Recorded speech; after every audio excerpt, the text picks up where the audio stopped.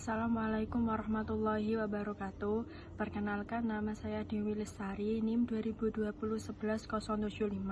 Saya perwakilan dari kelompok 2 Bisnis Internasional sebagai moderator yang akan menjelaskan tentang dampak dari kebijakan AFTA di industri otomotif. Nama anggota kelompok kami yaitu yang pertama 1. Dewi Lestari, NIM 2020-11075. 2. Vita Alfionita, NIM 2020-11248. 3. Selviana Sandra Dewi, NIM 2020-11630. 4. Laila Sevia, NIM 2020-11366. 5. Erlina Wiwit Indrajati, NIM 2020-11508. Pendahuluan. Industri otomotif sangat berpengaruh terhadap perekonomian suatu negara. Hal ini juga tentunya berkaitan dengan kebijakan yang dibuat oleh pemerintah di masanya.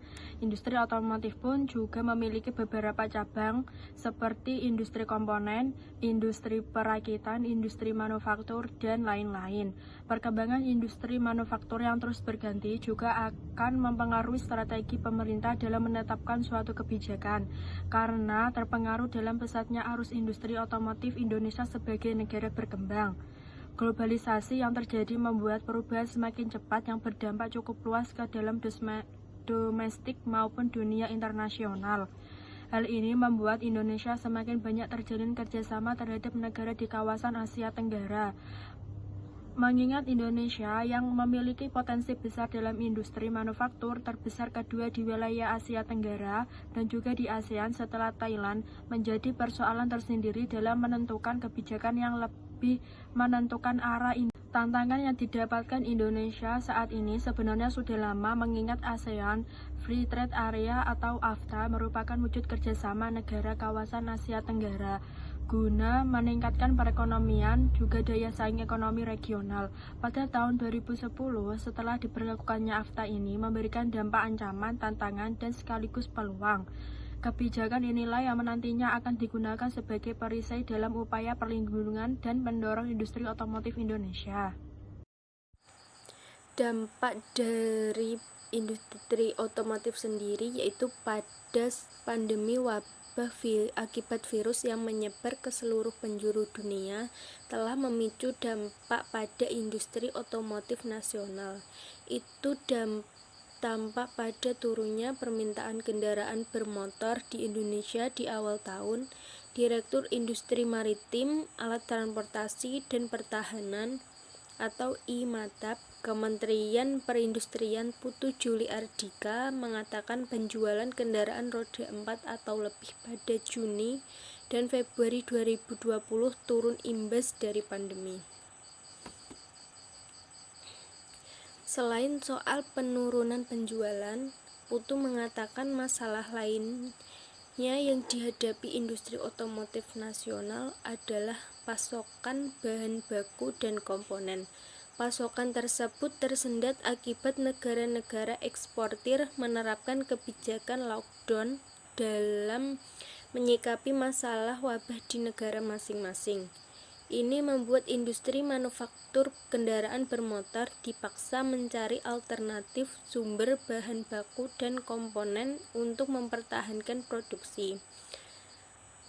Terganggunya industri otomotif juga memberikan dampak terhadap perekonomian nasional. Industri otomotif memiliki kontribusi signifikan terhadap PDB, pendapatan domestik bruto, khususnya terhadap PDB non-migas sebesar 3,98% pada tahun 2019.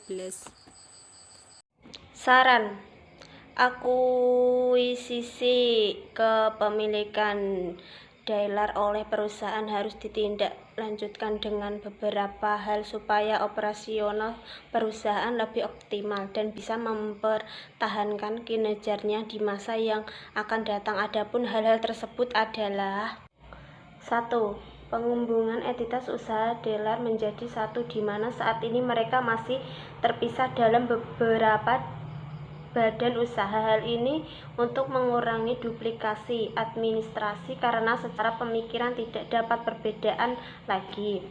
melakukan promosi terhadap barang yang dipasarkannya, sehingga penggunanya akhir bisa mengetahui dengan mudah mana produk yang dipasarkan oleh perusahaan ini dan produk mana yang dipasarkan oleh persaingan yang kemasannya dibuat mirip dengan produk yang dipasarkan oleh perusahaan. 3. Menjajaki kemungkinan sebagai jalur distribusi komponen otomotif untuk segmen aftermarket di Indonesia terhadap pabrik komponen otomotif yang berada di luar negeri. 4. Meningkatkan fasilitas manufaktur yang mayoritas sahamnya dimiliki oleh perusahaan supaya bisa bekerja lebih optimal dan mampu menciptakan produk-produk yang baru selesai dengan kebutuhan untuk segmen OEM dan aftermarket. Penelitian akan mengajukan saran terhadap implementasi pada kerjasama IJPA dalam industri otomotif Jepang di Indonesia untuk mengembangkan kelanjutan yang lebih baik. Saran untuk penelitian selanjutnya. 1. Untuk penelitian selanjutnya, tema penelitian ini agar bisa mengkaji lebih jauh dan meneliti terhadap ketergantungan bahan baku Indonesia terhadap pertumbuhan industri otomotif asing di Indonesia maupun terhadap pengembangan karoseri di Indonesia. 2. Penelitian berikutnya diharapkan mampu membahas hubungan bilateral sejauh ini antara Indonesia dengan Jepang dari sudut pandang ekonomi yang mampu memasarkan produknya ke negara-negara lain. 3. Penelitian berikutnya juga diharapkan mampu membahas tentang dampak negatif dari kerjasama IJPA bagi perekonomian Indonesia secara lebih luas. 4. Penelitian berikutnya mampu membahas tentang mengalami penurunan pada devisa dari pemasukan biaya masuk. 5. Kajian mengenai Indonesia dan Jepang perlu dikaji ulang tentang kesepakatan IJPA juga dapat mengharapkan dilakukan penelitian ulang di kemudian hari. Kesimpulan, pesatnya perkembangan industri otomotif di tanah air patut dibanggakan karena membawa dampak ikutan yang sangat luas. Tidak hanya industri komponen bertumbuh, tetapi juga dapat membuka lapangan kerja dan jasa terkait.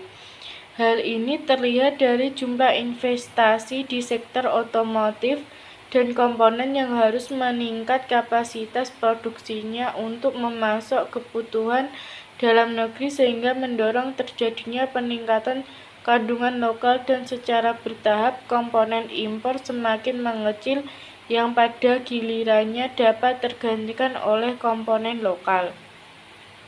Kemampuan industri dalam negeri mengembangkan industri otomotif merupakan bukti semakin tingginya kemampuan dan penguasaan teknologi yang dimiliki tenaga kerja Indonesia yang secara terus-menerus berupaya meningkatkan kompensasinya.